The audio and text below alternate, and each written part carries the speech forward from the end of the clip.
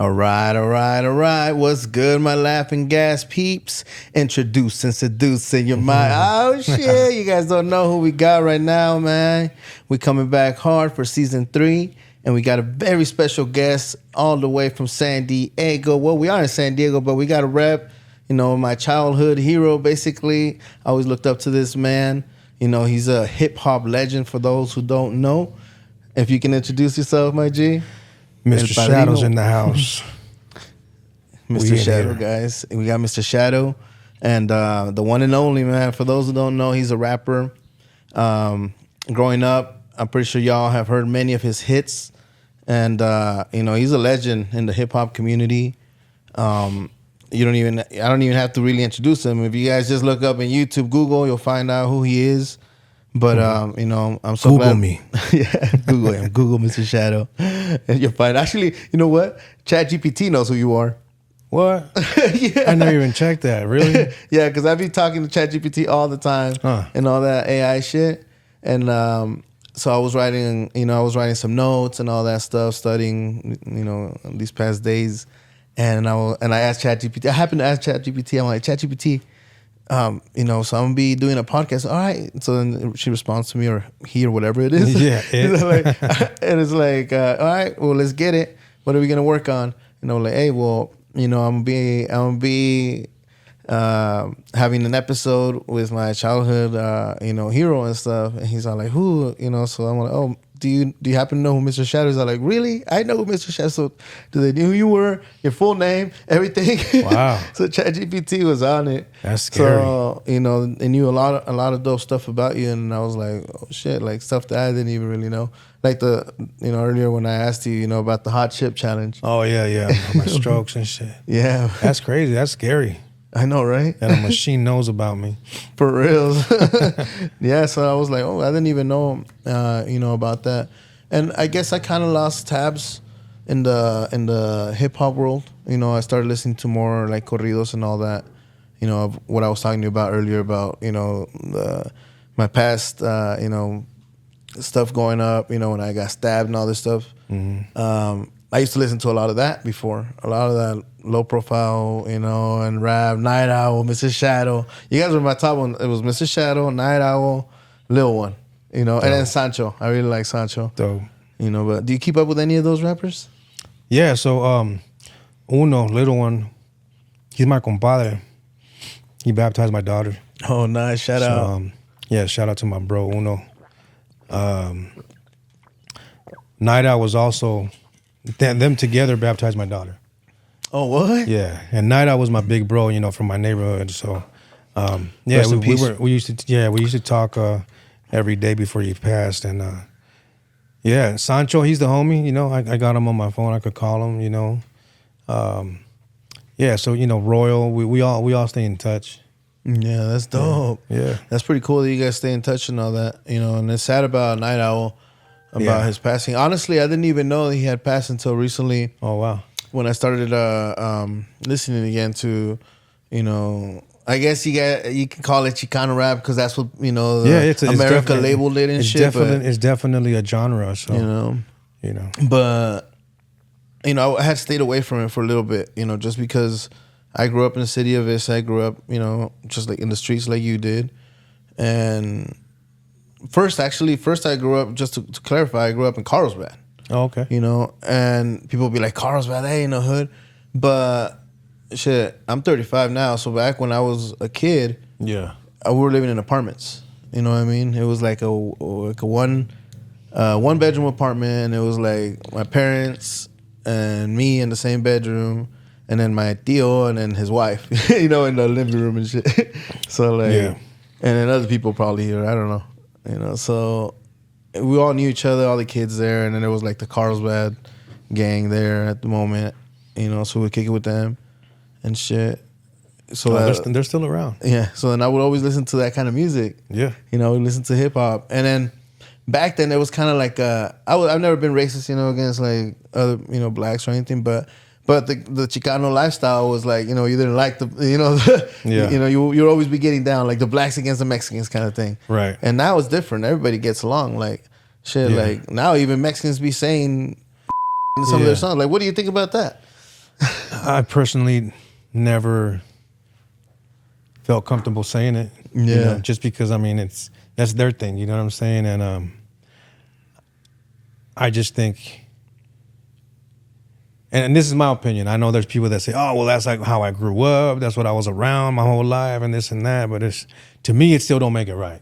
Yeah. You know, I would probably sound weird saying, you know, the N-word, and I just rather not. And I'm true with that too, because, you know, I have some black friends I'm really close to too, and I still don't even feel comfortable saying that. Yeah, to each their own. I mean, you know, if they feel comfortable saying it, that's cool. But as for me, nah, I don't get down like that. No, I know. And then as far as your flows, bro, you don't even need to. Like, one thing that always caught my attention to your flows is like the literacy behind it. Like, you're a poet. You know what I mean? Like, you're not just talking trash. Like, everything has a meaning. I feel like everything you say has a meaning. And it did, and it has, and it does.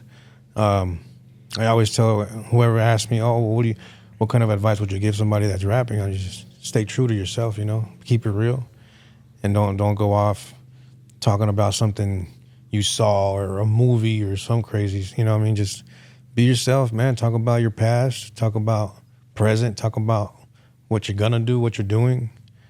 Just don't be phony, because then you'll get caught up. Yeah, and then that's one of the main reasons why a lot of us that grew up, you know, around, you know, the culture, the Chicano gang culture and all that stuff, we respect a lot of your music, because believe it or not, like, I know you grew up in part of like San Diego, downtown, Little Italy, right? Yeah. So that was before gentrification. Right. Before gentrification. How was that, going through that? It was crazy, bro, because, you know, you started to see, you know, houses being bought, buildings being built, and it just pushed everybody east, you know what I'm saying? And we ended up in Golden Hills, and I was like at the beginning of junior high, so I was getting chased by, you know, fools from Lomas now I got good homies from Lomas, you know, but back then it was like, they asked me where I was from, and I tell them, and, you know, these are my size 44 Dickies, you know, cuffed, corners, you know, creased and everything, you know, so it was inevitable, bro. Like, they saw me, I was a target, because they already knew I wasn't from there, you know. And I had to ride the bus. I had to ride the number 7 bus, the number 2 bus, the 11. When I used to go to Roosevelt, I went to Memorial down in Logan for like 2 days, and I got kicked out. So yeah, man, it was crazy getting pushed to Southeast when I was born and raised on the West Side, you know.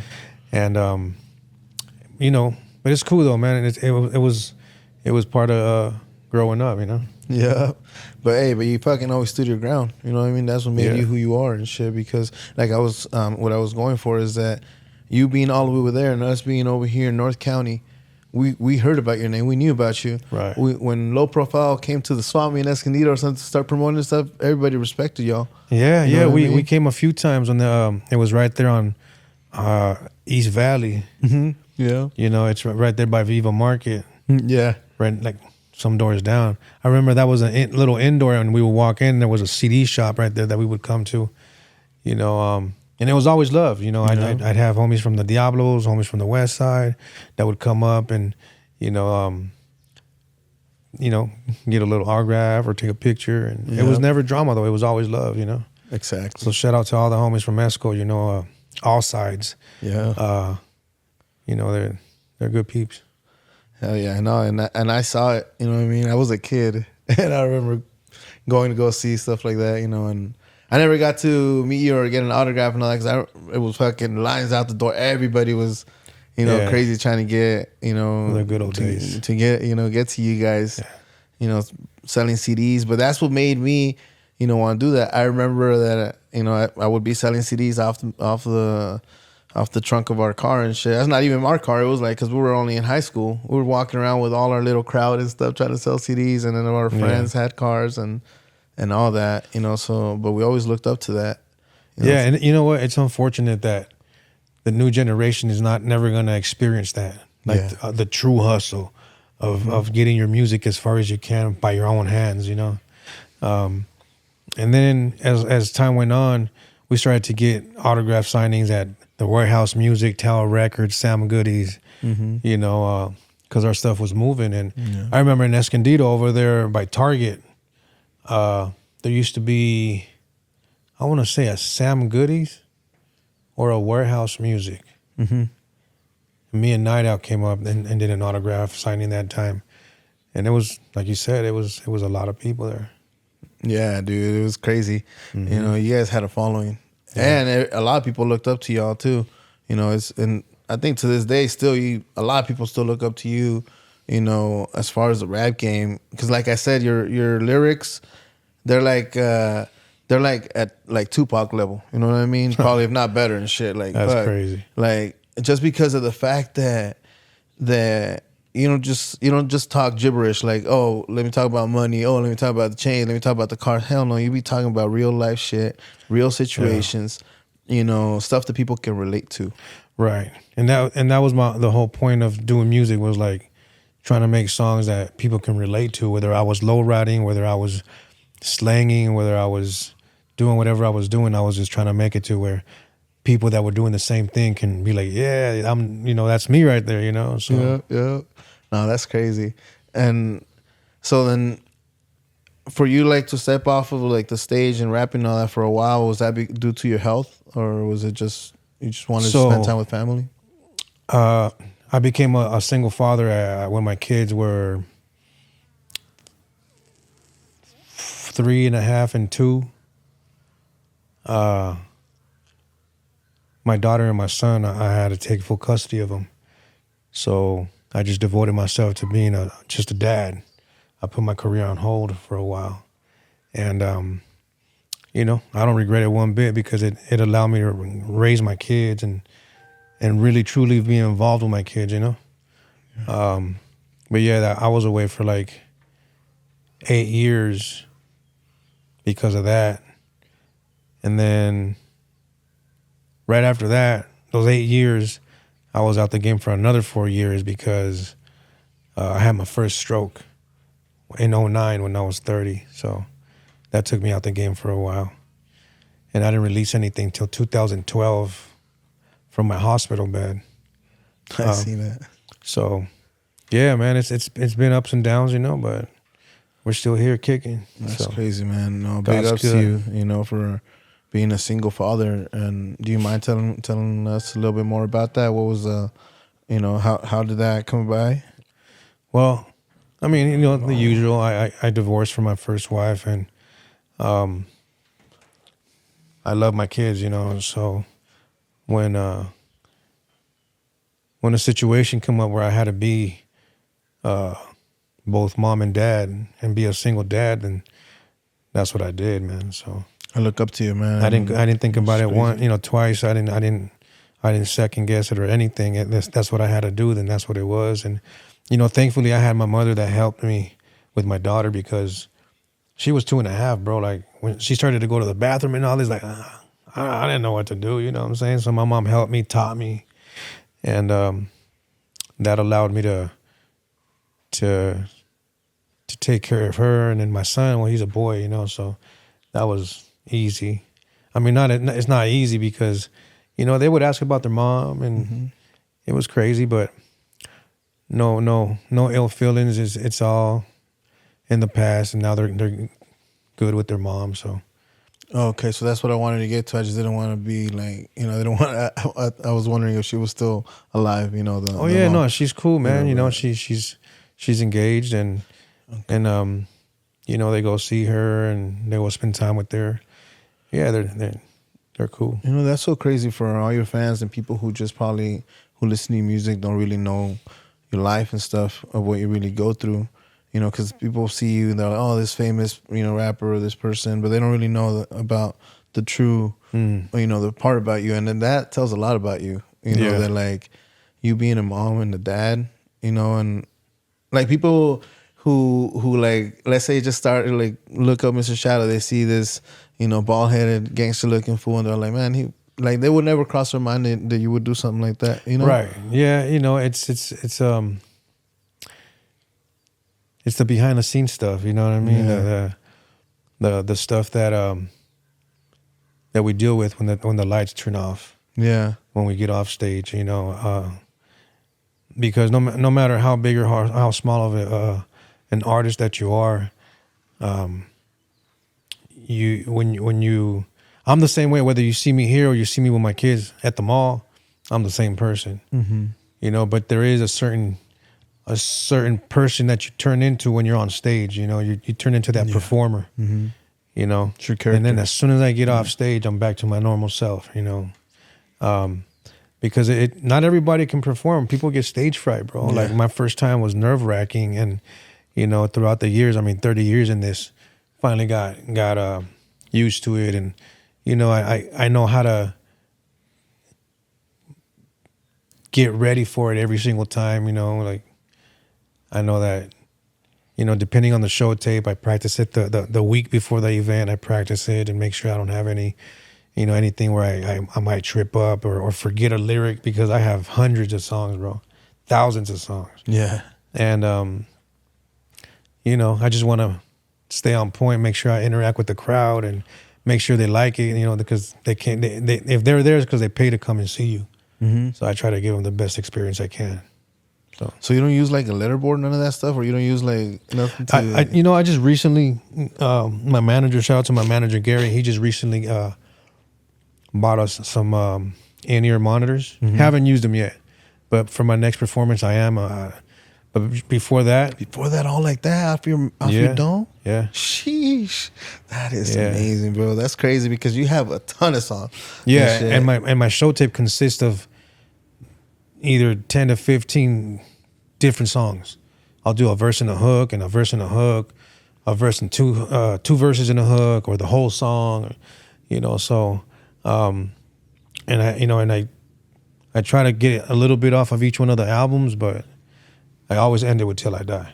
Mm-hmm, mm-hmm. Because that's the one that started it all. That one's fucking hard, like just like how you just start off with that like West Coast funk, and then you go like fast and shit. That shit was like one of my that's why I fuck with you, and then Sancho, because of like that. I like that shit. That mix of like, you throw in that slow hip hop rap, and then boom, boom, boom, boom, boom, boom, like just like, and you can hear what you're saying. It's not like you know what I mean. It's not gibberish and shit. Like I understand every word you're saying. Yeah, and it wasn't like slipping and dipping and tipping and whipping and flipping. It was words. Yeah. Yeah. So, and I was 16 when I was doing that, bro, and everybody had their own way of doing it. Night Out did it his own way. Little One does it his own way. I figured out a way to do it my own way, and I think that's what separated us from a lot of the rappers, and then a lot of people started to do it. Yeah. And then they got played out to me, and I stopped doing it. Yeah. And then people are like, "Hey, you should do that tongue twist." Everybody does it now. Yeah. So like a trend, huh? Yeah. And shit, that's crazy. But back then it was way harder, because like there was no social media. So right. So like it was like. You had to earn your street rep and shit and all that. Now it's like anybody, most of the people can just become a fucking rapper and stuff with money. Yeah, there's hundreds of rappers to each neighborhood now, bro. And yeah, that's crazy. And it's crazy if you really listen to it though. All these young cats, they all rap about the same thing. Yeah, which is crazy. Ops, your bitch wants me. Yeah, stacking money that they don't have. Yeah. Still living at their mom's house. You know what I mean? Like me, when I was 16, bro, I moved out of my mom's house. As soon as I made my big chunk of change, I offered her to move her out and buy her a house. She didn't want to, so I was like, all right, well, I'm gone. Yeah. So. But you see, even though having all that money, and you were never fucking all your raps, you look back on all your hits, you ain't talking about money. Nah. You know what I mean? You're talking about real life shit.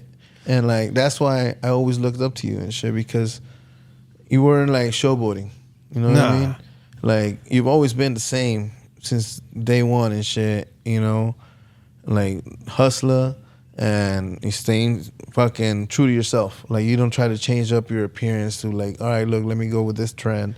Let me do this. Let me change. I mean, I evolved as I grew up, bro. Like I'm dressing like this, because I'm not gonna be that 46-year-old dude with long ass socks and Dickies and Ben Davis. That just, you know what I mean? To each their own. Again, anybody could do whatever they want, but to me,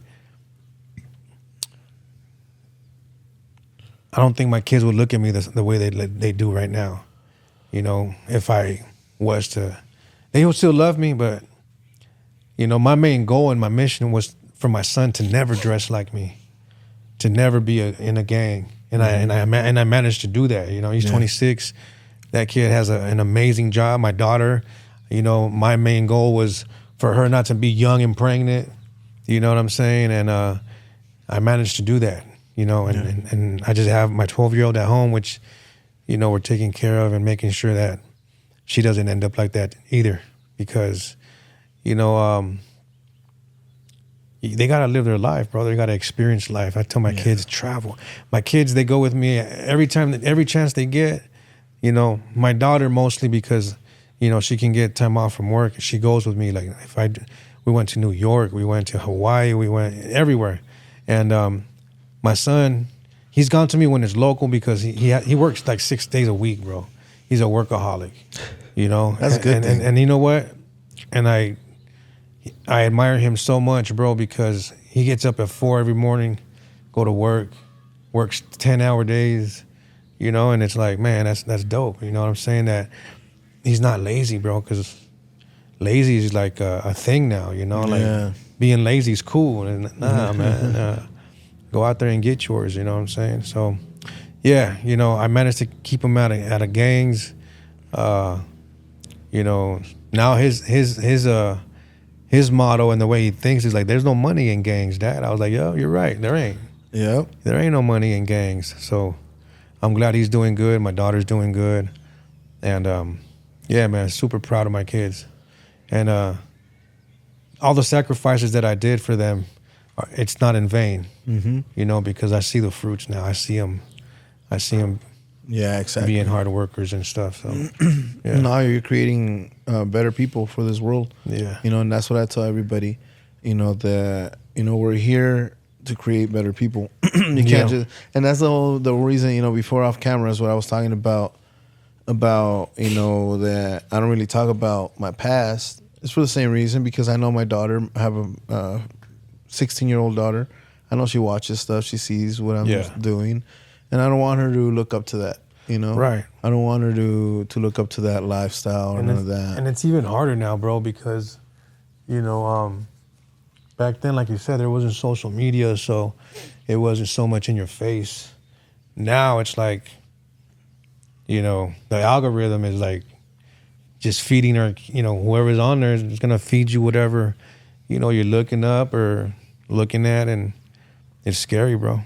Yeah, that shit is crazy, you know, and sometimes on like Netflix and all that, you know, they'll be on Netflix, we won't even know, and they'll be watching something, you know, that back then was way hard to get a hold of, you know, and now it's just it's very accessible for all the kids, you know, and it's because they're so smart with technology too, no matter what age, you know, they're smart with technology. But moving on from that, you know, from a little bit of your personal life, what do you got going on? What kind of projects, you know, do you got going on? Anything dope? So I have a new Spanish album that I'm recording. I don't even have a title for it yet, but I have a new Spanish album that I'm doing. My new English album that is about to drop on digital. It's out physically, so for anybody who collects my music, I released it on CD and vinyl. And you can get it through my website, MrSadow.com. Digitally, it's gonna come out after I do this video. I'm doing this video with Ice Cube. The song is called Certified G's, featuring KOKANE and Ice Cube. Jeez. And produced by my boy Dr. Evo and Nocturne. They did a dope ass beat. And yeah, man. So, you know, the album is one of my best works. Got top notch producing. Features, I got Ice Cube, KOKANE, Be Real from Cypress Hill. Shout out to all three of them, man. They blessed my record. Cypress Hill's gonna be on there too? Be Real. Oh, Be Real? Okay. Yeah, Be Real. That's fucking and sick. then my cousin Finnis is on there also. That's the only features I have on the record. Are the CDs still available for purchase online? Yeah. The cutoff date isn't up yet. I think there's a cutoff date to where the only place you're going to be able to get a physical copy is going to be at a show. But for right now, you can still get it. Are they still all autographed by you? The ones that you buy? Yeah. I'm autographing every single one, and then they get an 8x11 poster, and I'm autographing that too, and they get shipped out. And a lot of people got it already. The second batch had some postal errors, but it's already fixed. They're getting reshipped, and any new orders that come in, they're going to be getting shipped probably a few days after they purchase it. Because is the new song already on the CD? On the CD? Yeah, it's on. That's dope. I haven't heard it yet. I haven't gotten a chance to, just because I'm always bumping all your old stuff. Yeah. So that's the main reason why we decided to do this record too, because I haven't done one in a long time. So we went all out, bro. We went the production, the recording, the mastering, the videos. The video's gonna be like a movie, bro. You know, it's not just some dude waving a camera around. You know, it's an actual production team with 8 or 10 people on the crew, and the car mounts and the trolleys and the dollies and all that. That's dope. So you already filmed some of it? No, we're doing it tomorrow. Oh, you're doing everything tomorrow? Yeah. That is gangster. Yeah. So we'll be filming all day tomorrow. When is that video gonna come out? Probably a couple weeks. A couple weeks? Yeah. Okay, and that's when it's all gonna be digital on Spotify. And Yeah. We're gonna do a big marketing thing for it and the album, and get some plugs from Ice Cube and KOKANE, so I can post on my social media. Yeah, man, it's gonna be, that record's gonna be a dope ass record. The whole album is, in my opinion, is something like a fresh breath air, a breath of fresh air for the West Coast. It's a sound that we've been missing. It's not the new sound that all sounds the same. You know what I mean? It's that West Coast G-Funk. But no, and that's why when I message you or I text you, I call you Padrino. You know what I mean? Like, all due respect, it's like it's because of that, because you're like the Padrino in this rap game and shit. And the West Coast rap game. Like, fuck. Did he ever get in touch with around that time? Is when what were the black rappers that were bumping around, like Eazy-E, I think, or no? Back in that time when you were Easy, the Dog Pound, Snoop, Dre. Did you ever get to talk to him to try to work with something? So I've done work with Corrupt, his brother Roscoe. I've done work with Daz. Yeah. I've done a lot of work with KOKANE. I've done work Sugar Free. I've done work with Nancy Fletcher, which sang the hook on "Keep Your Heads Ringing," "Keep Your Ears Ringing," by Dr. Dre. Yeah. Ding, ding, ding. Yeah. That was her, and she's on my Pit Boston album. Who else? I know I missed. I got a song that never came out with Badass, and what else?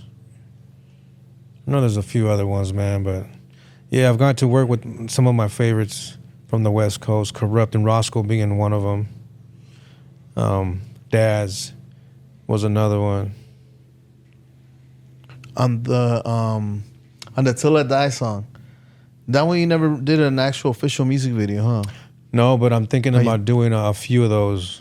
I was about to ask that. Till I Die being one of them, yeah. That'd be so dope. I've been looking forward to it, because if you look up on YouTube that song, I think like the top one that has videos is like a snippet that somebody made of like that one. American Me. Me. Yeah, so we're actually in the process of trying to get all those masters back. Uh-huh. And then once I get the masters back and they're under our umbrella, that's when I'll do those videos. Because right now, if I do the video for that, it's just gonna skyrocket the streaming for them, and I won't see any of that. So I'm not gonna make the rich man richer, And then I see the numbers, bro, and they're eating off of that record still to this day. Yeah. So we're doing all that right now. Shout out to my manager. That's what I was wondering. I'm like, man, we need to see something dope. Yeah. So those. Even the ones that the albums you did with Lil One, there's some crazy shit out there. Yeah, the Mist has definitely got some songs on there, and my bro Uno, he's doing that too. He's doing some of his classics. He's doing videos of them. So He's actually the one that told me, he goes, bro, you got to do it, man. And, you know, people want to see that. Mm-hmm. So the one that I always bumped was that one intro, you know, the one I'm so excited. Oh, yeah. Like, hey, Mr. Shadow. Yeah, you know? yeah. You see them, they're looking at us. Yeah. Yeah, that song was crazy. It was hard. Well, I got a couple questions before. I know you gotta go. You gotta go meet up with Ice Cube and all that. It's all good. Don't trip. I made time for you guys, man. Yeah. Okay. So I have a couple questions I want to ask you. One of them is, what was the most dangerous city you've ever performed at? Most dangerous city. Where you felt, you know, like you're like, shit, I gotta get out of here because some shit's gonna go down. I think it had to be. Okay, there was a few. So there's Chicago was one of them, just because I know how crazy Chicago can get. Not because of me, but just because I know how the streets are in Chicago. Mm-hmm. But as far as me being who I am and what I am, it had to be North Sacramento, and I believe is Atwater, which is like past Fresno. I was on my P's and Q's that day, you know, just because, I mean, so I flew into Sacramento, and at the airport, everybody that I saw was flamed up, bro, red everywhere, you know? And I'm like, man, if any of these fools recognize me, it's on, you know? Yeah. And at the show, it was all love. It was all love, no problems, no nothing. But, you know, driving back to the airport and being at the airport, I just had to, you know, keep my head on a swivel, you know what I mean? Yeah. Atwater was a little crazier, but it was all love.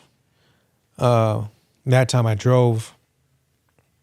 So I was just like, again, was on a swivel, you know, just at the gas station, at the restaurants and everything. And that time I performed, there's another one upstate, I forgot, but that time it was Drummer Boy, Devour, I believe Reverie. So there was a lot of us that were from Southern Cali that were up there, and it was cool. It was all love. But, you know, just having that in the back of your mind, you know what I mean? Even though we're not out there like pushing that, you know what I mean? But, you know, it doesn't change the fact that we are that, you know, and we're from Southern California, bro. So, you know, I always say anywhere outside of your hood is called slipping. So I was definitely slipping, you know. Especially you be like in Mexico and stuff, you know, that's a different. Yeah, not a lot of rappers rap in Mexico. Nah, and you know, think about Mexico, and shout out to everybody in Mexico, man. It's always love, bro. And think about Mexico is they either love you or they hate you. There's no in between, bro. They either fuck with you or they don't. And like I said, every show I go to, bro, I try to make it a point to go out there with the crowd and shake hands and take pictures, and you know, and people like that, bro, and they see the person side of you. You know, I've performed, you know, with some groups that they think they're Tupac, bro, or they get off stage, they hop in their car and they get out of there. I'm like, man, that ain't cool, bro. Like, and it's crazy because I'm not gonna say any names just because, you know, they're homies and everything of mine, but I didn't like the way they went about this, you know. And we did a show in Atlanta, and as soon as we got off stage, they were supposed to do they had a VIP. They got paid for VIP to get autographs and take pictures with people, you know. Mm-hmm. As soon as they got off, they jumped in their little rental and took off, bro. Everybody's like, what happened? And you can hear the people mad, bro. They're like, pinches vatos fresas, you know, se culiaron and this and that. And, you know, that was whack, bro. Yeah. That was whack. And I don't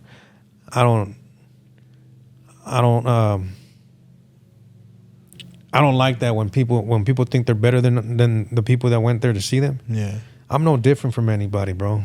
Just because I rap and I found my talent and I learned how to use it doesn't make me any different from you, from anybody else. Mm-hmm. You know, it's just I rap. Yeah. But I'm still me, bro. Like, I still bleed. I air the breathe you breathe. I use the bathroom the same way you do. And I think that's why everybody's always fuck with you. You know what I mean? For that same reason, because you've always been like that. Yeah, I've never thought and I'm not better than anybody, bro. And you know, I don't in the music game, I don't try to compete with anybody. because there's plenty of money for everybody, bro. Yeah. Plenty of money for everybody. I don't consider anybody my competition. I consider myself my competition because I always try to outdo myself. But as far as me, that's another big reason why I don't listen to rap. You feel me?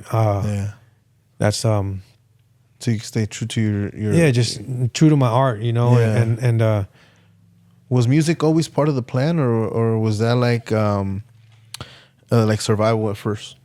Nah, bro. Well, I'm not gonna lie. When I was 13 to like 15, I was slanging drugs and guns, you know. Yeah. And to me, that was making me great money. Mm-hmm. You know, but it came with a big risk. Thank God I never got caught.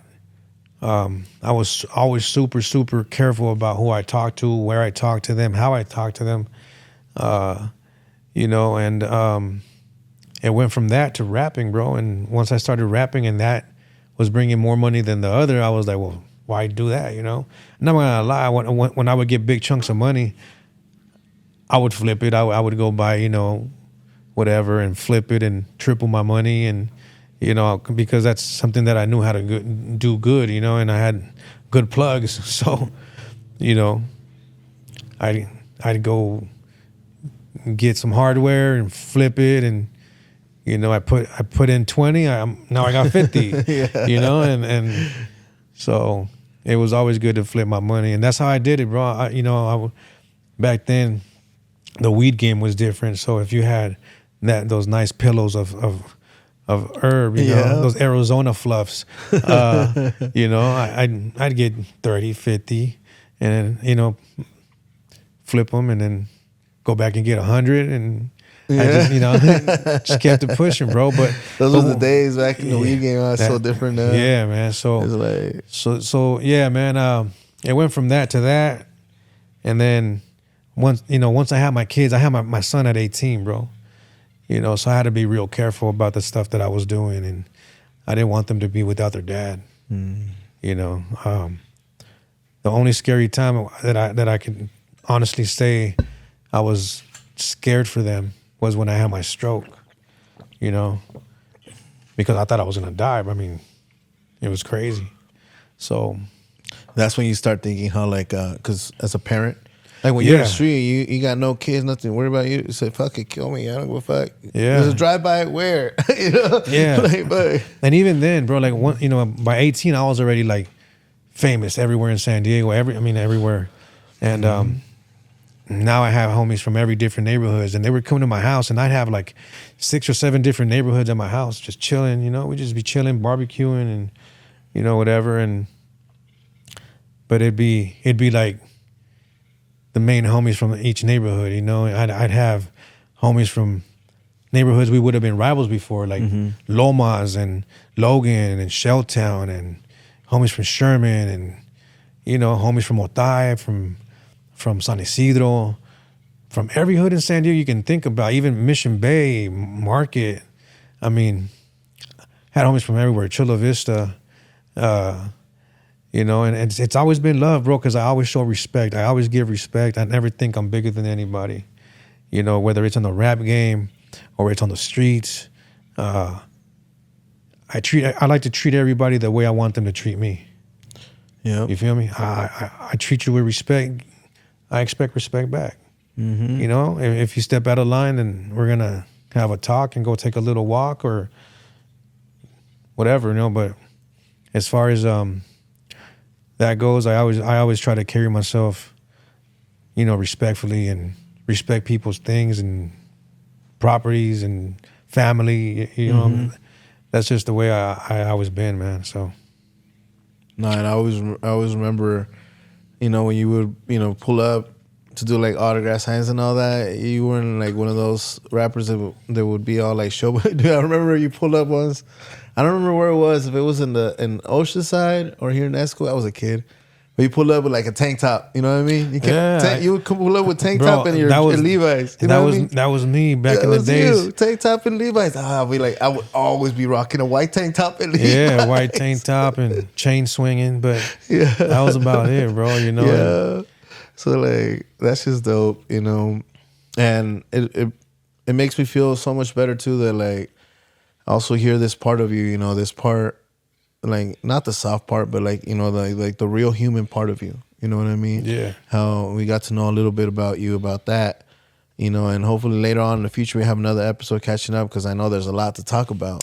Yeah, and, man. You know, you got a lot going on, and I really thank you for your time and, you know, for sitting down with us and chopping it up. Thank you guys for bringing me. You know it was a cool little drive, nice scenery. Yeah, dope spot, man. So whenever, just reach out, bro. I'm down. No, yeah, bro. Thank you very much. And you know, now we're gonna get you guys a little treat, and we're gonna have Mr. Sadow spit some verses, maybe one of y'all's favorite songs. Hopefully, Till I Die. Yeah, let's get it. I'll do the first verse until I die. Mean? So, you know, before we cut off of that, what was the verse that defined your career? What was the one verse where you're like, that's the verse that defined my career? Oh, man. Of course, it's Till I Die. Yeah. You know, because that was the very first song that I wrote. Before that song, I never had a professional song recorded or written by me. You know, that was my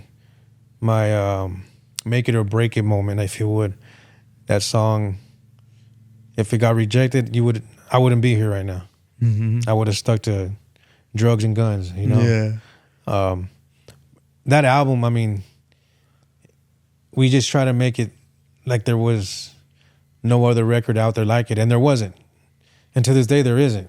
Mm-hmm. You know, like we have a lot of songs on there, man. The songs with me and Rob, like Apocalypse, for example.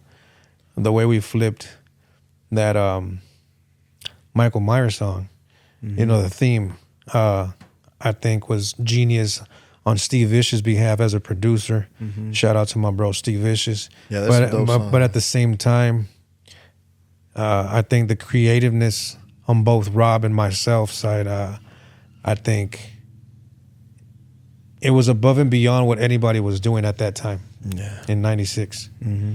You know, let alone a 16-year-old cat. You know what I mean? And the thing about the songs with me and Rob is we would vibe up each other. You know what I mean? Yeah. He would give me ideas, I would give him ideas, and the way it turned out was crazy. No, to this day. Are you planning on doing any music with him? You know, I hope so, bro. I really hope so too. That'd be so legendary. And I think the rest of the people that followed our careers and follow our careers, you know, want that. They've always asked for it. You know, and people think that I'm always bringing him up in interviews because I want clout or I need his name to make mine bigger. It's like, you know what?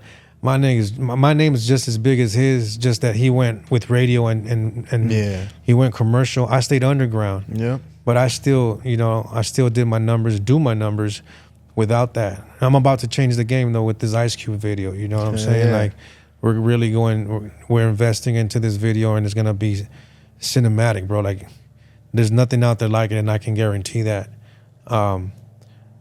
And you know, Rob does his thing, man. He's, you know, we've been in it for a minute, 30 years. Have you talked to him? You know, no, I haven't talked to him, bro. And my manager's working on that, bro, because we both feel, and you know what? Maybe after my manager talks to his people and they have a sit down and they see where I'm coming from, I don't want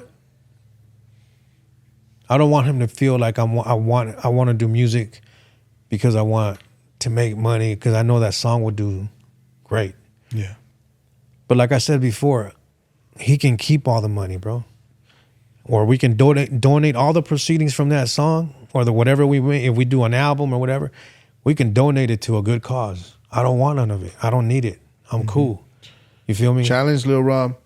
Get back together, do some dope ass jams with Mr. Sadow, man. I looked up to you, to him, and like he said, you know, donate that money to charity and stuff. You know, there's a lot of Latino community right now that needs some help, and in that song, if you guys do that, he's up to it. Let's see if you're up to it. Like, and I mean, if he ever gets to see this and watch this, you know, love you, bro.